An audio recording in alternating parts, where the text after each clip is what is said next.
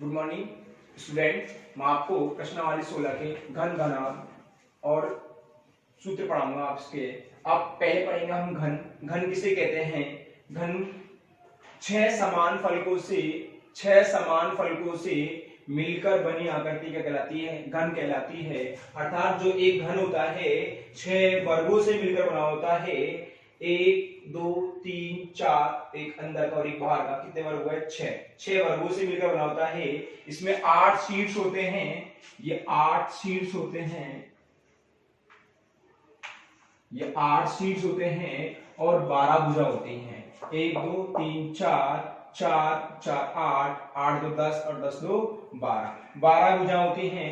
घन का संपूर्ण पृष्ठीय क्षेत्रफल होता है, अर्थात वर्ग का क्षेत्रफल होता है भुजा की घात 2। भुजा की घात 2 होता है। तो इसमें कितने वर्ग हैं? 1 2 3 4, एक अंदर और एक बाहर। कितने वर्ग हुए? 6। तो 6 लिख देंगे। और वर्ग का क्षेत्रफल कितना होता है? भुजा की घात 2। इसका क्षेत्रफल कितना हो जाएगा? 6 गुना भुजा की घात 2। उसी प्रकार इसका आयतन होता है, अर्थात इसमें सभी भुजाएं समान होती हैं। इसमें भुजा 12 होती हैं। भुजा 12 होती हैं। 1 2 3 4 4 4 8 8 2 10 10 2 2 12 12 भुजाएं होती हैं। 12 की 12 भुजा क्या होती हैं? समान होती हैं। 12 की 12 भुजा समान होती हैं। तो घन का आयतन का सूत्र होगा भुजा की घात 3। भुजा की घात 3 होगा। और घन का विकर्ण का कहने का मतलब है कि एक कमरे में अधिक से अधिक कितनी लंबी छड़ रखी जा सकती है।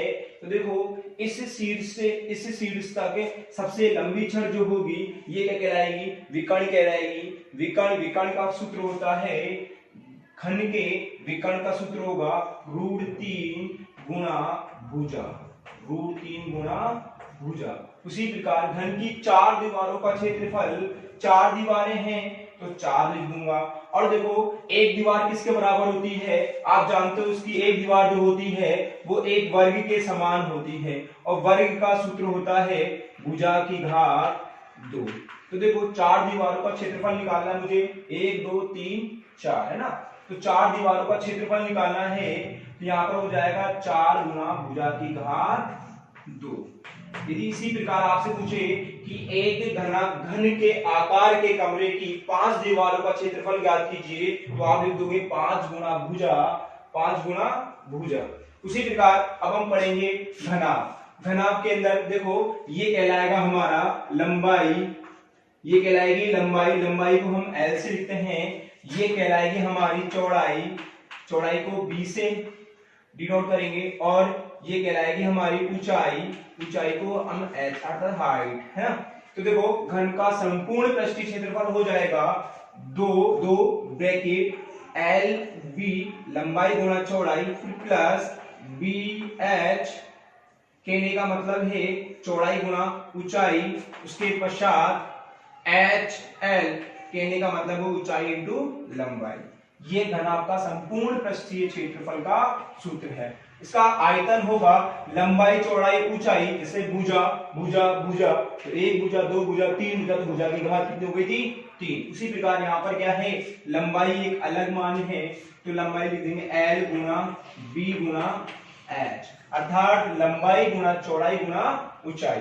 और देखो, घन का विकर्ण का सूत्र होगा विकर्ण, अर्थात एक घनाकार कमरे में कितनी लंबी छड़ रखी जा सकती है। तो सबसे लंबी जो छड़ होगी वह क्या कहलाएगी? विकर्ण कहलाएगी। तो देखो, इसका विकर्ण क्या होगा? ये होगा या ये है ना। तो देखो, इसका विकर्ण क्या होगा? इसकी विकर्ण की जो लंबाई का सूत्र होगा वो L की 2 रूट में L की 2 अर्थात L की घात 2, B की घात 2 और H की घात 2 होगा। घनाकार कमरे या घन आपके कमरे की 4 दीवारों का, घनाकार की कमरे की 4 दीवारों का जो क्षेत्रफल होगा वो क्षेत्रफल ये होगा। आपकी घना की 4 दीवारों का क्षेत्रफल जो होगा ये आपका 2 ब्रैकेट L प्लस B और इनटू में H बोल सकते हैं इसको। 2 bracket L plus B into H. ये किसका सूत्र है? ये घनाभ की सिर्फ 4 दीवारों का सूत्र है। कहने का पश्चात है 1 2 3 और 4, ये सिर्फ 4 दीवारों का सूत्र है। 2 bracket L plus B into H. ये क्या है? घनाभ की 4 दीवारों का क्षेत्रफल। यह सूत्र से, इन सूत्रों से 16.1 हम पढ़ेंगे। इसके पश्चात देखो 16.1 प्रश्नावली स्टार्ट करते हैं। 16.1 का सवाल नंबर फर्स्ट, घनाभ का संपूर्ण पृष्ठीय क्षेत्रफल और एवं आयतन ज्ञात करना सिखाऊंगा। इसमें देखा है कि एक घनाभ है जिसकी लंबाई दे रखी मेरे पास 12 सेंटीमीटर है, चौड़ाई मेरे पास 9 सेंटीमीटर है और ऊंचाई 5 सेंटीमीटर ऊंचा है। घनाभ का मुझे संपूर्ण पृष्ठीय क्षेत्रफल एवं आयतन ज्ञात करना है। तो कितना आसान है। आप सबसे पहले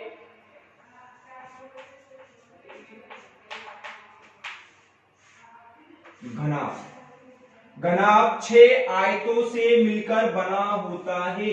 जो एक घनाभ होता है वो 6 आयतों से मिलकर बना होता है और इसके आमने सामने वाले फलक क्या होते हैं? समान होते हैं। कहने का तात्पर्य है इसकी लंबाई दे रखी मेरे पास, लंबाई कितनी है? इसकी लंबाई है मेरे पास 12 सेंटीमीटर, यहां लिख दिया मैंने 12 सेंटीमीटर। लंबाई को हम L से डिनोट करते हैं, तो L इजिकल्स टू 12 सेंटीमीटर, चौड़ाई मेरे पास 9 सेंटीमीटर है, ये हमारी 9 सेंटीमीटर, ऊंचाई कितनी है? 5 सेंटीमीटर, ये 5 सेंटीमीटर लिख दिया। मुझे क्या निकालना है? इसका संपूर्ण पृष्ठीय क्षेत्रफल निकालना है। तो देखो यहां पर लिख दूंगा मैं इसका संपूर्ण पृष्ठीय क्षेत्रफल, तो यहां पे लिख दूंगा मैं घनाभ का संपूर्ण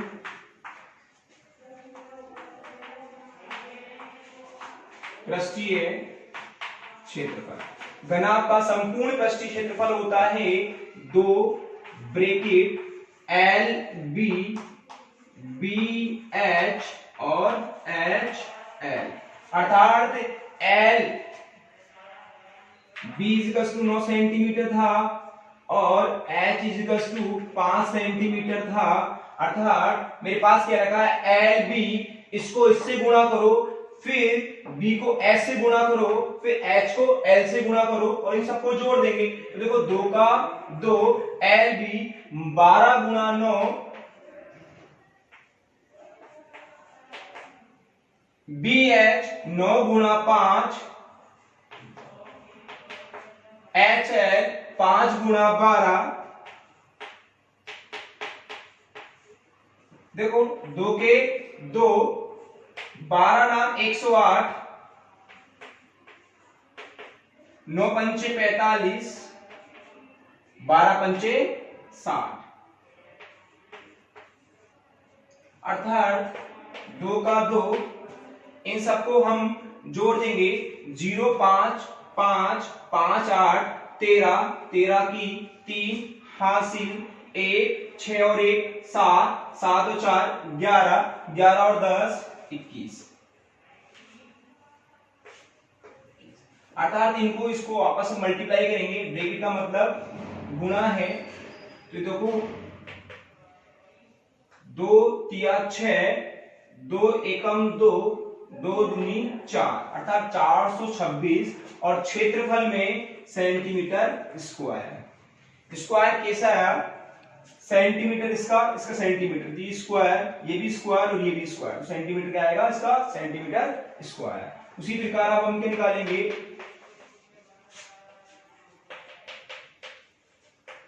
घनाभ का आयतन।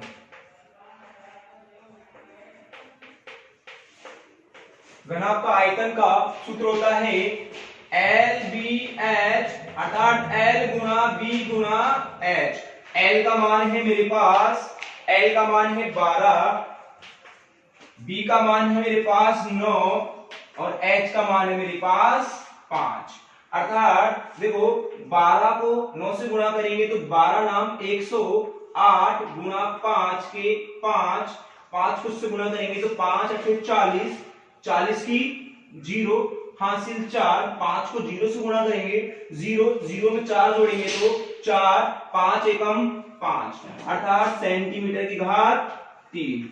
3 सेंटीमीटर कहा, 3 क्यों आई, 1 सेंटीमीटर इसका, फिर 1 सेंटीमीटर इसका और 1 सेंटीमीटर इसका, तो तीनों सेंटीमीटर को मल्टीप्लाई करेंगे सेंटीमीटर के घात 3, अर्थात घनाभ का आयतन का जो मान प्राप्त होगा वो 540 सेंटीमीटर क्यूब आएगा।